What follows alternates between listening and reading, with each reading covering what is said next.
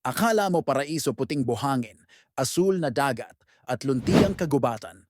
Pero huwag kang magkamali. Ang islang ito delikado. At kapag napadpad ka rito, baka hindi ka na makabalik.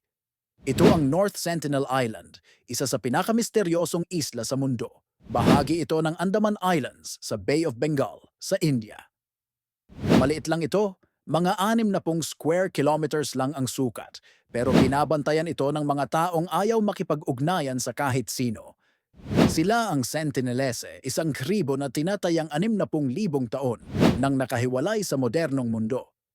Walang internet, walang kuryente, walang kontak sa labas.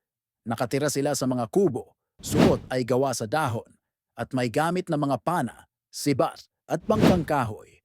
Pero bakit nga ba delikado? Dahil hindi lang sila isolated, defensive sila, at handa silang gumamit ng dahas para protektahan ang kanilang mundo. Noong 1974, pinana nila ang National Geographic crew.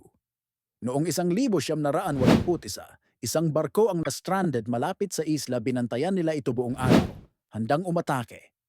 At noong 2018, pinatay nila ang isang Amerikanong misyonaryo, si John Allen Chau, na nagtangkang ipalaganap ang Kristyanismo sa kanila. Bakit ganon sila katindi? Dahil wala silang immunity sa mga sakit mula sa labas. Isang simpleng sipon lang pwedeng magdulot ng kamatayan sa buong tribo. Kaya nga't ipinagbabawal ng gobyerno ng India ang sino mang lumapit sa isla para sa kaligtasan ng lahat. Sa kabila ng lahat, nananatili ang mga Sentinelese bilang huling tribo sa mundo na tunay na hiwalay sa modernong sibilisasyon.